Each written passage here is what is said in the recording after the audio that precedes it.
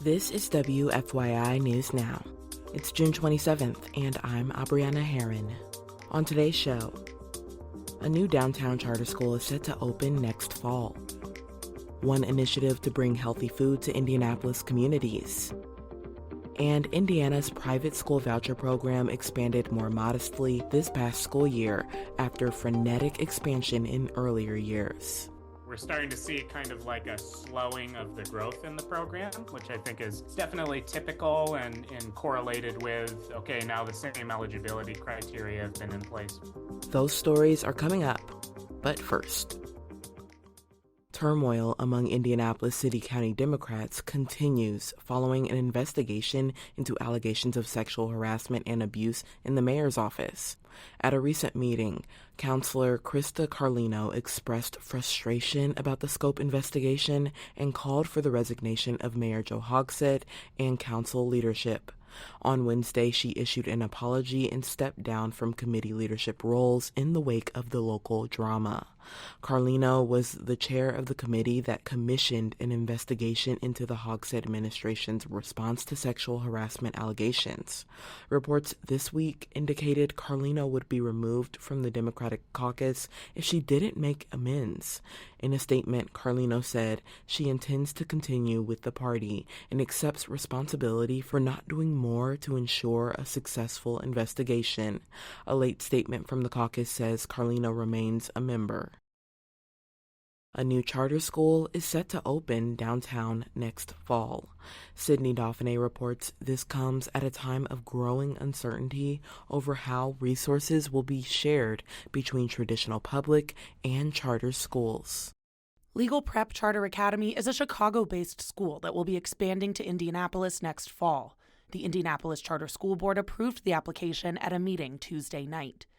The decision comes amid funding changes for the city's public schools and building closures in recent years.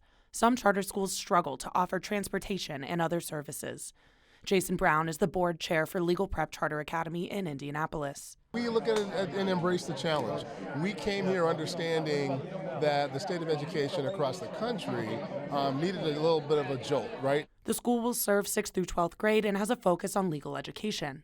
The mayor's office will stay in contact with organizers over the next 14 months before the expected opening. I'm Sydney Dauphiné.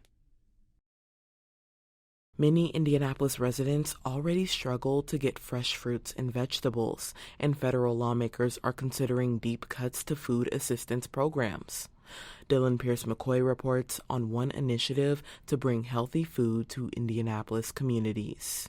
A national nonprofit will provide $10,000 grants to help Indianapolis organizations bring fresh food to their neighborhoods.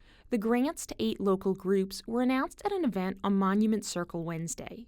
Sharia Caldwell is with the city's Office of Nutrition and Food Policy. Caldwell says she's worried for families with limited food resources. That's why it's so important for us to continue to collaborate with grassroots and nonprofit organizations who are in these communities. The grants are funded by the Partnership for a Healthier America.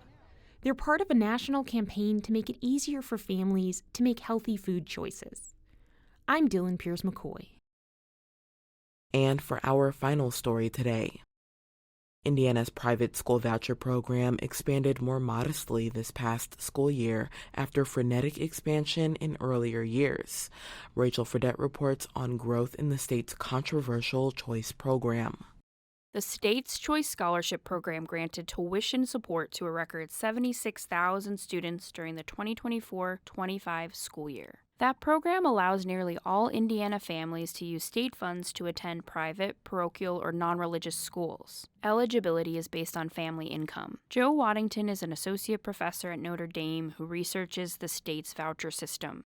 We're starting to see kind of like a slowing of the growth in the program, which I think is definitely typical and correlated with, okay, now the same eligibility criteria have been in place.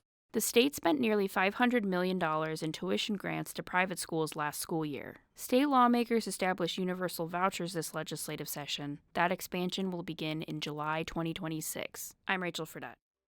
For more on school vouchers, go to our website at WFYI.org. That's all for today's episode of WFYI News Now. Our podcast is produced by Drew Daudelin and Zach Bundy, with support from the news team at WFYI and public media journalists across the state. Our news director is Sarah Neal-Estes. Kendall Antron produced our music, and I'm your host, Abriana Herron. If you like today's episode, remember to subscribe and share, and follow WFYI on Instagram, TikTok, Facebook, and YouTube to check in on our newsroom throughout the day. Thanks for listening. We'll be back on Monday.